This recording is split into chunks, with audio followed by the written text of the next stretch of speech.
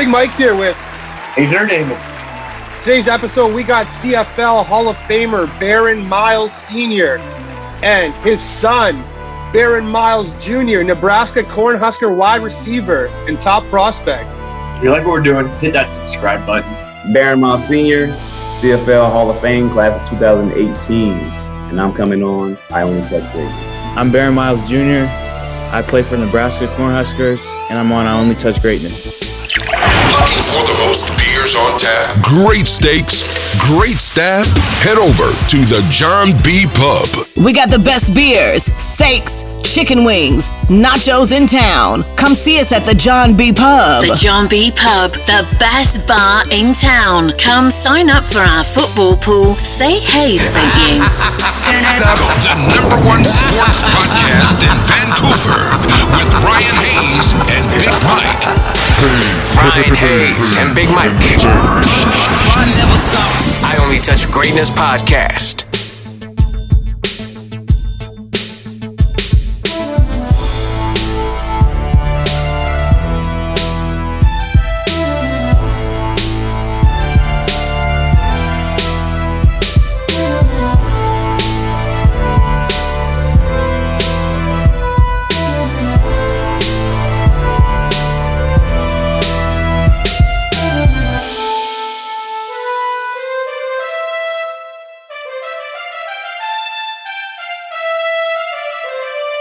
This is I Only Touch Greatness podcast with Ryan Hayes and Big Mike. We are going live.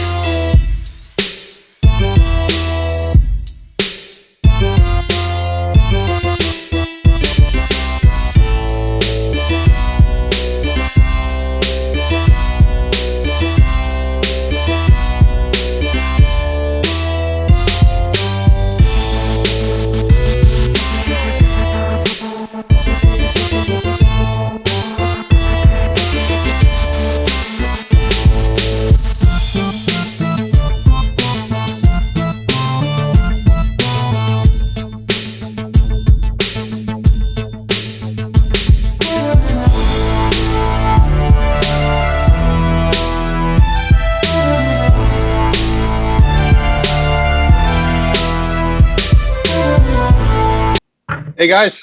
How's it going? Good. Thank you very much for taking the time for us today. We really appreciate it, guys. Oh, no problem. Big Mike here, and that's Ryan.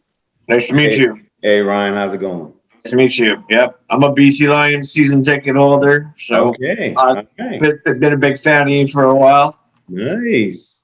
All Pretty right. good friends with Dante Marsh. Nice. Okay. Yep.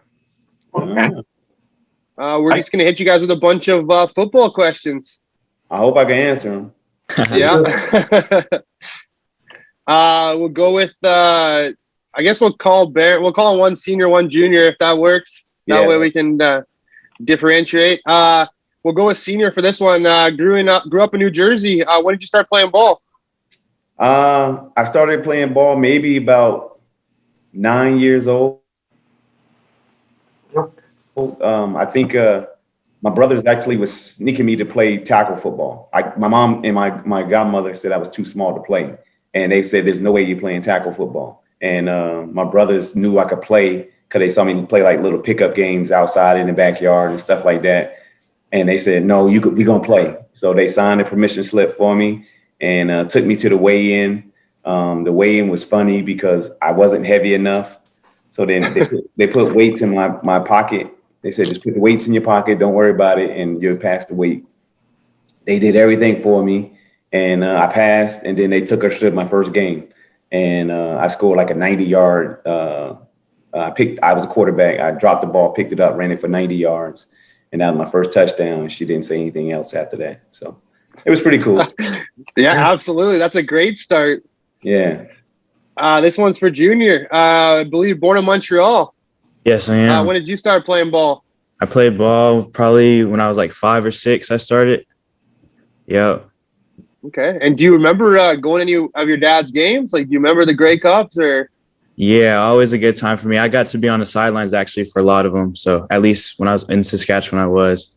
So I love being around it all the time. Yeah, watching it was great. Okay. Yeah, how are the mosquitoes out there in Saskatchewan? I hear they're pretty bad. They're very big. We went golfing one time. We had to leave. We couldn't do it no more. Yeah, we call those hummingbirds out here in BC. Yeah. Exactly. Before he got started, like when I ended up in 2005, that's when I moved to BC, and I had him interview with Wally Bono, the general manager, head coach, and that was his first job interview. He wanted to come to training camp. I said, well, you got to put a suit and tie on and do an official interview.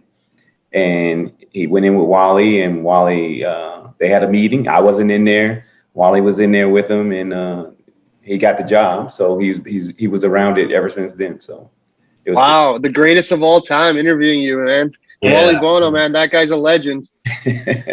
What was the job for? Helping with Cato or something? Yeah, I was with Cato, and then I just walked around with water. That was about it. Yeah. Yeah, he had a big what they call them, belts, like the medical packs. Yeah. With all the tools in it. So guys would mess with him. Come fix my helmet for me and stuff like that. And it was cool. It was a great environment for him just to be around the game. And eventually you end up picking up different things that way. So it was nice for him. Yep. And senior, you after high school, you went to Nebraska. Play for the Cornhuskers as well. Tell us about your overall college experience and what you got out of the time there. It was great. It was a great experience. I wouldn't change it for the world. It was a brotherhood. When I got there, I was a Prop 48. So I had no functions with the team. I couldn't do anything my first year with the team. I couldn't train with them.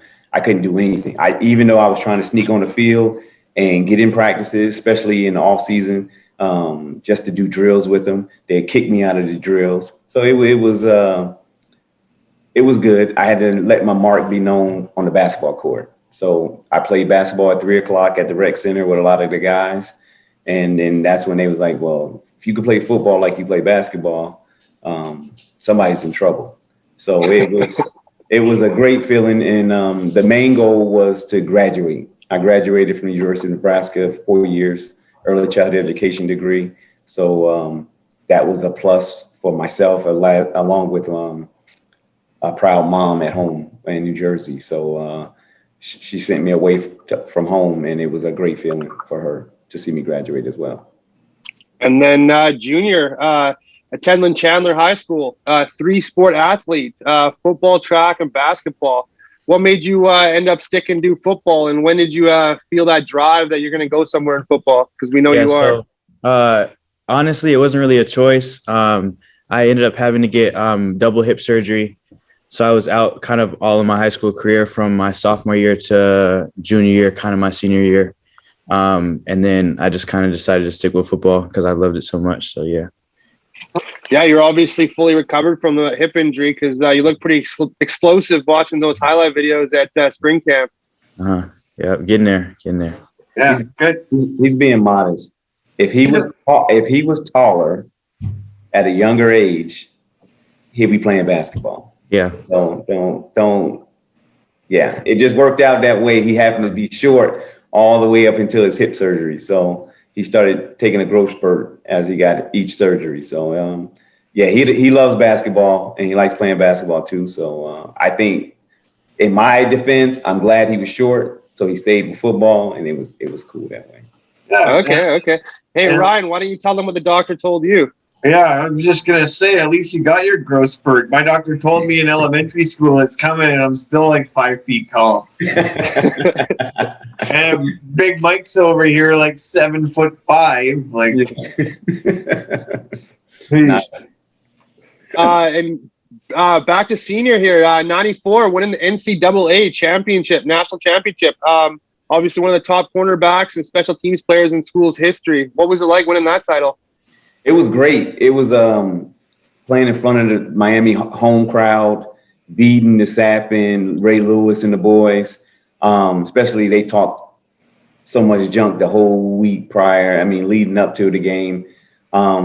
We've been to the Orange Bowl all 4 of my years playing. So to finally win it on that night, I played on my birthday. It's my birthday, New Year's Day. So it was my birthday too. Is it nice? All right. Yeah. See, Capricorns.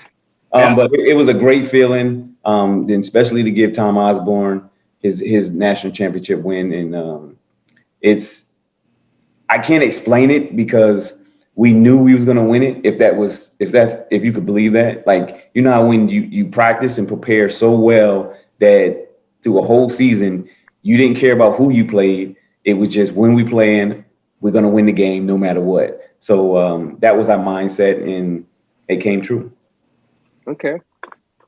Junior, what made you choose Nebraska? I mean, we always ask this question just because it's the one time in your life where you kind of get to pick where you go. After this, you're going to be drafted, either CFL, NFL, you're going to go to that team. You don't really have a choice. Yeah. For me, I wouldn't say I did have choices, but I didn't have that many choices. Obviously, I was hurt all through high school, so I didn't get recruited that much. But I had a walk-on opportunity, thankfully. Coach Wilhite gave the opportunity to do that, so I just kind of ran with it. Scott Frost must have been a reason too. I mean, a crazy good coach. Yeah, icing on the cake. Yeah, and you can't beat going to school where your dad went to. So that's right. Follow in his footsteps. He's on the other side of the ball, though. Yeah. Still mad about me. He's still mad about that. That's because all the practice growing up, probably. I play quarterback. Yeah. So Okay. If you could, this one's for both of you guys. If you could sit down for dinner with anyone dead or alive, who would it be? Ooh. I got to go with LeBron. Okay. Yeah. I would say, now that I'm older, I probably would say Barack Obama. Okay, that's a good one. That's a good person awesome. That's a good brain to pick. Yeah, that would be very interesting to see what he went through as the president of the United States. So and to get that to that point. So it would have been that would be a great even to sit down with Michelle would be cool too. That would too, but my wife wouldn't like that. I always go with Muhammad Ali. All right, nice. Yeah, that wouldn't be. Yeah, nope. Yeah. And then for me, it's always Tupac or Seth Rogen. Yeah, crazy minds over there. Hey, all right. Senior, you still got the school record with 7 blocked punts. That's a pretty cool record to have. It is. It's never going to be broken. I can say that here now, even in front of my son. I can say it. Those records, it'd be hard to break, especially in this day and age. I don't. Yeah, kids, they don't want it enough to break it. So I'm safe. I love it. Yeah, I like seeing Junior over there laughing at that. just gloating. He has no comment. He knows that's. He knows my saying to it, but it's okay. It's okay. We'll see what happens. For Senior here, when did you first think you might be able to make it at a pro level? Like, when did you put your mind to it? And like, I'm doing this. I'm going for football. Junior high school. I knew football to me is not just football. It was a lifestyle. It was a passion. It was my life. As my kids could tell me, he said, "Dad, all you talk about is sports and football and sports and football." And that was me. I had no other choice. My mom raised 4 boys by herself, and I wasn't going to pay for school. My mom, even to this day, I'm like, I don't know how I got through the first year of paying for school and signing papers. And I did all that by myself. And now I'm going with Junior. I don't remember doing this.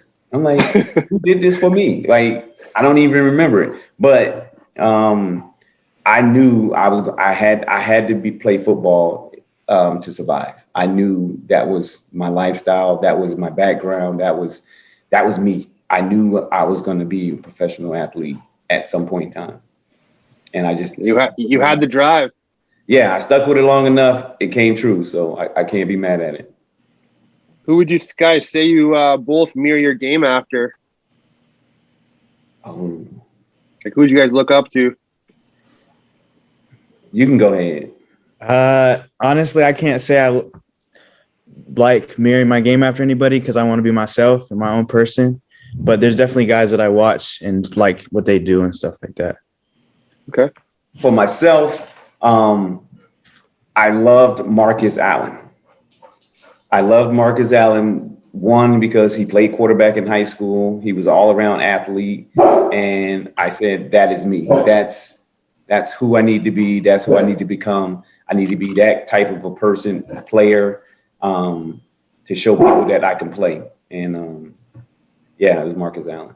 That's a great choice. And I got to pick off his brother so many times.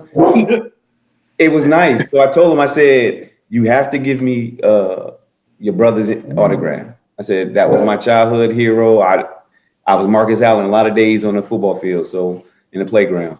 I said, I need the autograph. I'm still waiting for it. He's supposed to be getting it to me. Damon Allen is his brother. Yeah, of course. We had Damon on. We had maybe 3 months ago, we had Damon on, and Milt Stiegel the same night. But, nice. Okay. Couple of beauties. We were chatting about his brother, of course, and being friends with OJ. Exactly. Yes. Yeah, exactly. That's one of my dream guests. If I could ever somehow get my hands on Marcus or OJ, would be nice. That'd be great. Do you guys have any pregame rituals or routines? Is there anything that you guys had to follow every day before game day? For me, leave me alone in the morning. Don't talk to me. Don't say anything to me. I've been told I was a-hole before the game because I'm clued in. My game plan is already set. I know what I want to do. I'm anticipating what I'm supposed to do, what plays I'm going to make, so forth and so on. And every time I leave for the game, I have to stop by Burger King to get a sandwich, a Whopper Jr. with cheese, onion rings, and a chocolate shake. Or it'd be Wendy's, the Baconator. So one of those two stops before the game, and I'm good to go. No problem. Wow. Okay, we've never heard that one. Yeah. That's a weird diet before a game. I think I'd be barfing between quarters. You haven't talked to Ocho Cinco yet. No, we haven't. We He wish. was fired. Yeah. Oh, really? Yeah. Okay. Yeah, Mike's a huge Bengals fan, so that's definitely on our list, the bucket list of names to get on here. There you go. Oh, yeah. All right. And Junior, Junior? I can't say I do yet. I'm still trying to figure that one out. Okay. I haven't played enough ball yet. There you go. Okay, Junior, if you were an animal, what would you be?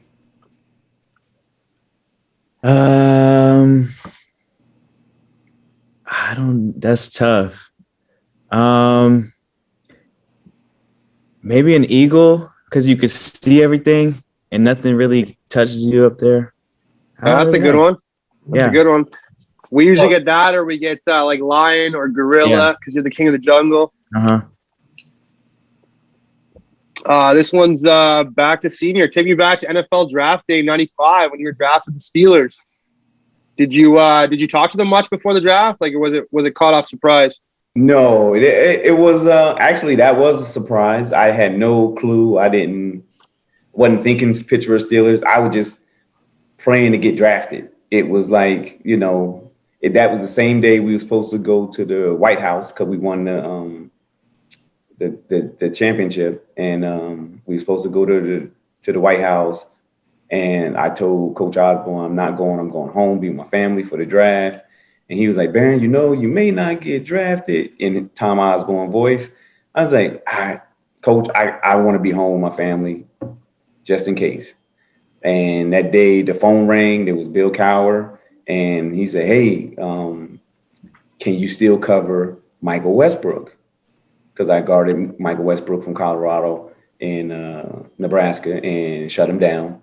And I can say that because he lives in Arizona, just so y'all know. He lives in Arizona. We talk about it every time. Bill Cowher was like, all right, we scrimmaged them because he's going to Washington. So we scrimmaged him. So you're going to have to shut him down again because we're drafting you. I was like, oh, great. And I was happy. I was excited. I was so excited that as soon as I hung up with him, I told my brothers, my family that was there, I said, I'm going to Pittsburgh. It's time to play some football. And we went outside and played a pickup game of football. It was crazy. I was just like, that's how much I love football, that I always want to be around it, play it, and do things like that. But it was a great day. And then I realized how hard it is to get drafted. I got drafted in the 6th round, but to think about all the people that they could possibly pick, they picked me at 5'10", 165 pounds. They picked me out of everybody, all these 6-footers, 6'4", 6'5s that they could have picked. They picked me. So I was thankful and I was very happy about it. And then obviously a bad injury in a preseason game caused you to get cut, I guess, and kind of you headed to Frankfurt for a bit, and then you made the home in the CFL as a Hall of Famer. I did. It was a great feeling. It was the injury really hampered me just because of my height. With an injury and as short as I was, considered short, and I show small. I don't appear to be. If you look at me, you're like, oh, he is a small guy.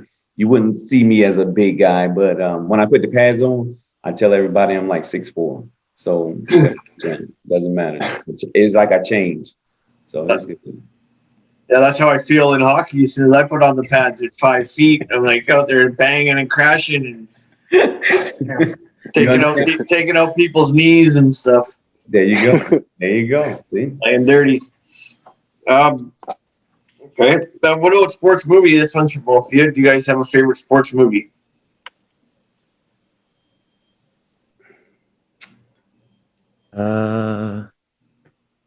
It could be, it could vary any given Sunday. Yeah, that's a good one. Just the motivation, just to, always setting to prove somebody wrong. I did that my whole life. So still doing it, even as a coach. So you're trying to prove somebody wrong about something.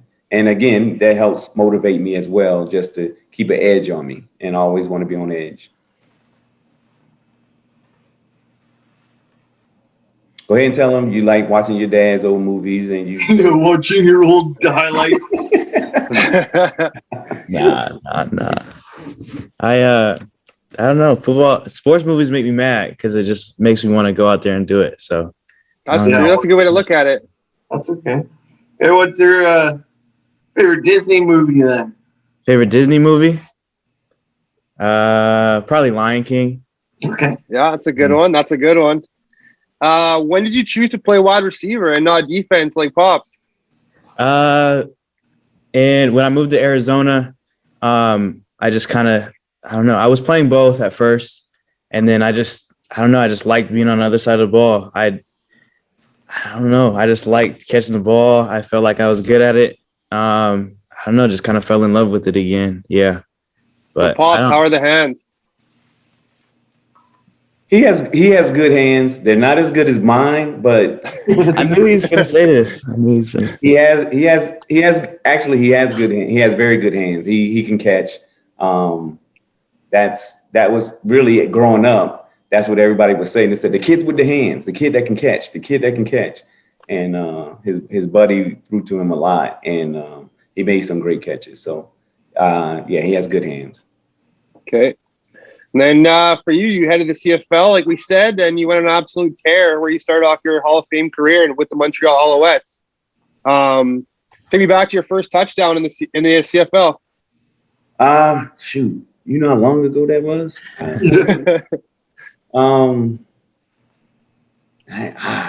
don't. It's all good if you don't remember. I don't even remember. I don't even know which one it is. It's all a lump. Like Did they even let you keep the ball? If you get your first touchdown, would they let you keep the ball?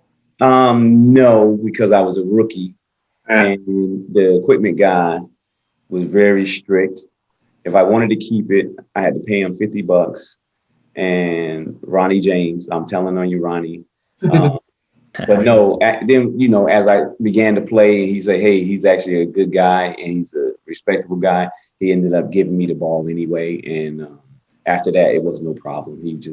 It was just his way of controlling everything, thinking you couldn't just run over him. which I found out later. But he was a great guy. He ended up being a great family friend. But yeah, after a while, he'll give you the ball, interceptions.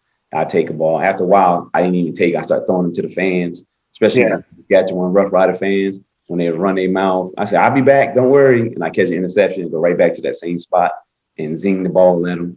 So after a while, certain interceptions didn't really matter to me. But a few, my son would say different. But, you know, I was mostly wondering because the last season that we were allowed to have fans in the stadium at BC Place, my friend was sitting in my seat, caught a field goal ball, and they came down and made him return the ball and get back. Well, we only get a certain amount. They changed the rule to you only get a certain amount now. So once they're gone, that's why on defense, I tell the defense guy, you get an interception, throw it in the stands. Doesn't matter because that's their ball. It's not our ball. It's their ball. So if they lose all their balls, it doesn't matter. That's not our fault. That's on them. So he shouldn't throw it to us. So we throw them in the stands and we keep them. That's a good way actually to look at it. I never thought about that. Yeah. Seven amazing seasons in Montreal, 3 times All-Star, and winning your first Grey Cup in 2002. Bring me back to that Grey Cup. See, I was hurt. I was injured. I played all the way up until that game. I got hurt the playoff game. I got hurt was it the practice before we was about to leave? Oh, wow. I had a deep bruise or something on my leg. It felt like my leg popped or something. And I was so mad. My wife didn't like me that much that trip because I wasn't playing. I didn't feel a part of the team. I didn't feel a part of the win. I didn't feel a part of anything. I didn't want to celebrate. I didn't want to do anything. I was on to next year. I was on to my next season, and I had something to prove. And she was like, we got to celebrate. We got to do this. And the kids were young, so it didn't matter to them. I said, we can go back to the hotel room. Didn't matter. And my wife said, we got to celebrate. I said, I'm not celebrating. I ain't do anything. Mm-hmm. And I was getting ready for the next season. That's my 2002 that nobody knows. See, exclusive. Right here on I Only Touch Greatness. I gotta hit the plug. See, I like that name too. Touch a Greatness. Yeah. So it used to be like, because back in the day I used to be a mixtape DJ and an A&R, and I would manage 2 Dominican guys that rapped, and my album names were always I Only Touch Greatness. And then obviously that career nosedived, and I'm not doing that anymore. And we took my brand and rebranded it into the podcast. Nice. No, that's nice. Nice. I normally say, you want to be good or you want to be great. Yeah. You want to be That's good. right. What's that? Go ahead. I was gonna say you should hear Dante Marsh rap. I've had him on there in the studio rap. Him and Manny Arsenal came to the studio and they were rapping for me. Oh man, Dante. Dante. Okay. Oh, the man. Yeah. He'll probably send me a chirp just for telling you. That's for sure.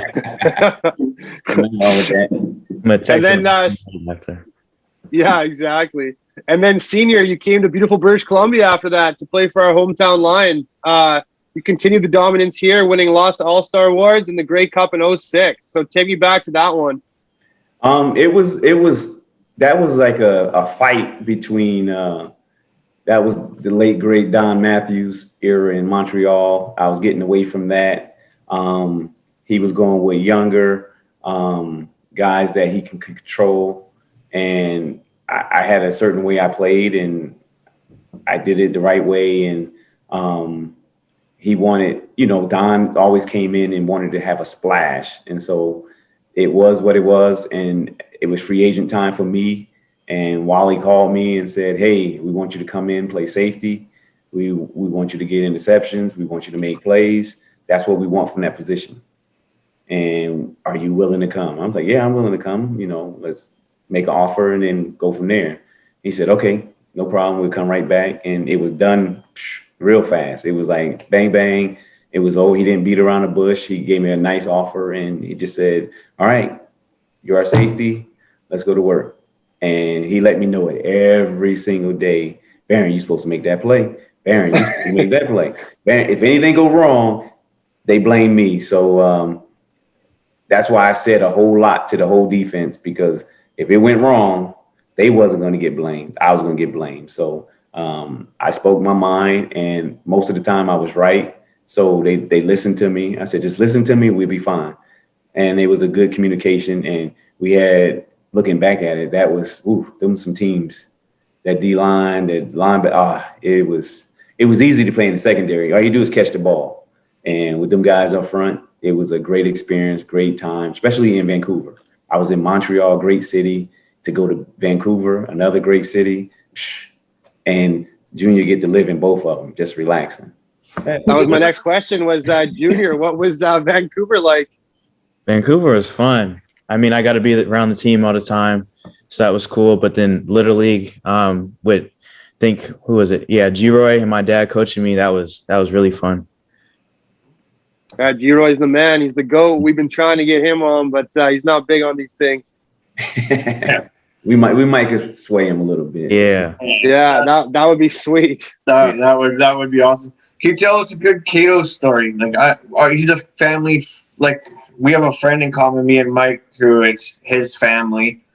And and Cato has always treated us good. We come down to the practice stadium there, and I mean, Surrey. Surrey, exactly. And whether it was Dante or anybody, like Cato was always there to help you, and he'd give you like I got helmets and I've got jerseys and hoodies and all this stuff that Cato had given me over the years. Yeah, Cato, I didn't bother Cato too much. I brought him some donuts and some coffee just in case I needed something from him. It was an exchange, I'd drop it off and I'd leave. I didn't mess with Cato too much. He had some sly remarks every now and then. He'd try to get one in on you, but for the most part, I stayed away from Cato, and I stayed away from the trainers, just so I taboo. I just do my own thing, go to the weight room, go to the meeting. That was it. I try to stay away from them guys, leave them alone. But looking for the most beers on tap, great steaks, great staff, head over to the John B. Pub. We got the best beers, steaks, chicken wings, nachos in town. Come see us at the John B. Pub. The John B. Pub, the best bar in town. Come sign up for our football pool. Say hey, sent you. Nights, he'd be doing laundry, getting back to the room. So I'm going for Cato to allow all that to happen. I was impressed. I was impressed with him. So do that. All right. And then August 7th, 2009, senior, you became the CFL's career leader for block kicks, 13 with a blocked extra point against the Rough Riders. Must have been an extra good feeling doing it against the Rough Riders. And is that still a record? Those records are not going to be broken. I'm telling the kick. No, nobody goes after kicks like that. You can put it in stone and gold, whatever you placard, whatever you want to do it, you can put it there. They're not going to get broken. My mom was there. It was a great night. It was awesome. My mom was there to see it. And that was nice for that to happen. It was almost, I think we still won. We won by a field goal. Mm-hmm. And I blocked the extra point. I think we won by 2 or something like that. And I blocked that extra point, which helped. So it was pretty nice. No, that was a good feeling. Absolutely would be. Junior, I hear Dad's teammate Ben Cahoon has been scouting you for years. Got to be nice to be recognized by someone like that. Yeah, it is. He was that was my first college letter was from him. So that was really cool. Didn't get a chance to link up with him at BYU, but who knows? Maybe down the road it'll happen. Yeah. And go ahead, Ray. Okay, I'll do one. Senior, what was your favorite road barn or stadium you played in or city? And for junior, what is your dream stadium to play in? For me, I love playing in Saskatchewan, especially at night. The music come on, the crowd get loud. They play with that great intro music. I mean, you can't beat it. I mean, I take my hats off to them every single time. I'm like, we got to play in Saskatchewan at night, and the best feeling in the world is when they think they have a big play and the crowd go, ah, that's all you hear. Then all of a sudden you come out of the sky and pick it, you're dead silent. I mean, it's like silent. You're like, they understand the game. They understand what's going on. I loved it. I loved playing in Saskatchewan. I loved being in that stadium. It was, it was good to me because I got a lot of interceptions from Saskatchewan. Yeah, I love it. It's my least favorite team. So let's give Saskatchewan some shit. They got the watermelons on their head. Yeah. Hey, they fake. I'll give them that. Yeah, and then Barron, after playing, you are now coaching with the Alouettes. What's it like doing that perspective?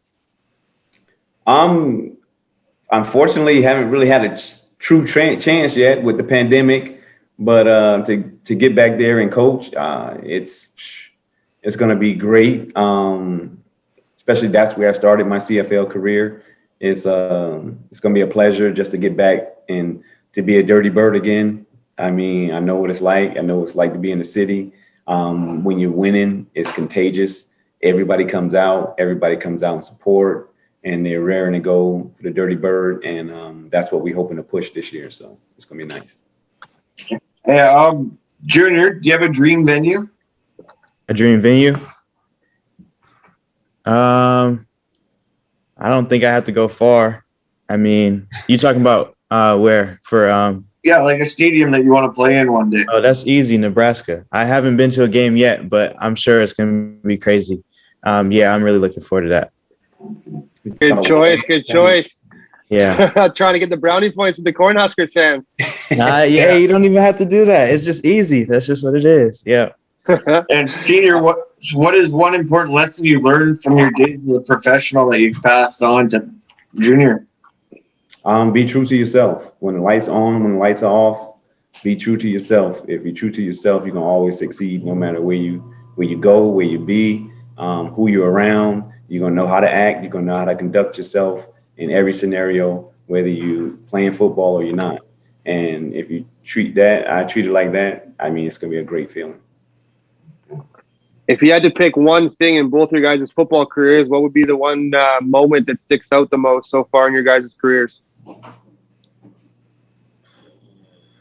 I don't even think mine is football quite yet. I would say my surgeries, what I've had to deal with to go through that and say I want to continue to play football. I think that's been really big in my eyes. It's made me who I am today, and I would not change that at all. I like it. Nice. I would have to say standing in the field, Orange Bowl field, January 1st, 1995, and becoming a national champion in college football, being the best in college football, to win that night against Miami, in Miami, you and with my family and friends all there watching me and supporting me.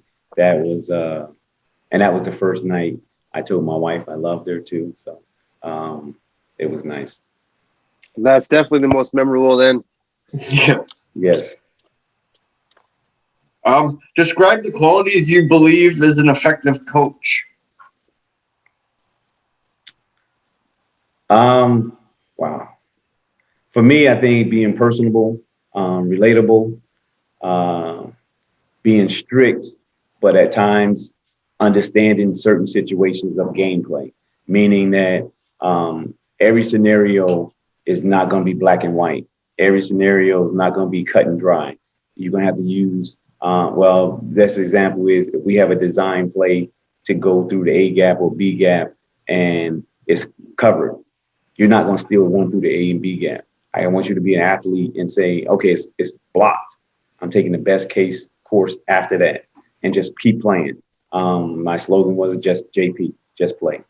And that's what I feel a coach needs to understand and give leeway, but at the same time, give them the proper tools that they can use, and then they can apply them as they need them and show them how to apply them. We just had, just before you guys, we had Donnie Edwards on, linebacker, NFL veteran, and he told us his biggest one he learned was from Marty Schottenheimer, obviously the legend NFL coach. Yeah. And his was, it was something, what was it, Ryan? One play at a time. One play at a time. Yeah. And he said that he's gone his whole entire career in life that same motto, like one game, one year, one season. He says it's always one at a time. Always look forward, never look back. Correct. Yeah. I agree. Mike? Yeah, Ryan. Hit him with the Dante Marsh one. What's Dante Marsh's quote? How can they outbeat you if they can't outwork you? Yeah, that's a good one. That's Dante. Dante should be in the Hall of Fame. I told him he would have been there already if he can catch the ball. If he catch the ball, it'd be no hands down. Dante, it'd have been over with already. I know. I always thought the reason he wasn't in there was perhaps maybe the way he left BC. But I don't think that's it, because I mean a lot of people respect Dante. Dante did a lot of great things. If you look at his body of work, Dante balled. Dante stood alone. Dante did his thing, and you can't take that away. That's how else you going to grade a DB. Yep. I mean, he just didn't catch the interceptions as many as the other people. Phillips got a bunch of them. Right, and it's going to take probably Phillips another 10, 12 years to get in. I don't know why, but that's the way it is. That's just the way it goes. So, how does it feel to be in the Hall of Fame there, senior? In 2018, I believe you were inducted, right? I was, yeah. No, it's a great feeling. I mean, it's an honor, privilege to be recognized that way. Like I tell everybody, I always thought I was a Hall of Famer from the get-go. That's the only way I was going to play. And that really didn't bother me. I knew I was going to be there. I just had to perform and do the things I'm capable of doing. That's what I tell Junior too. Just go ahead and play. They can't take it away from you. Once you get on the football field, can't nobody stop me now. I could play my game. You can't tell me how to play my game. I'm sorry, you can't. There's no way. So I tell the guys, you on the football field, go ahead and play. So. And Junior, I got one for you. Where do you see yourself, or what do you see yourself accomplishing in the next 5 to 10 years? Hopefully get one of them national championships that my dad got. A few of them. That would be great. But personally, not really sure yet. I just want to keep working every day. Like he said, just one day at a time. We stay here day by day. So that's just how I'm going to keep working, keep, getting myself better. And that's all I really can do right now. 5 years. We know we'll be cheering you on in the show in 5 years, 6 years. Yeah. That's why we got you on here. We only touch greatness. Yeah. I like that. Hey guys, I just want to thank you both for taking the time for us today and coming on. Barron Senior, I mean, we've been a fan of you for a long time. We watched a lot of your games out here in Vancouver, and we really do appreciate both of you guys taking your time. And Junior, you got a fan with us for the rest of your career, man. So make us proud. Appreciate it. Thanks, guys. Thanks for having us. Thank you.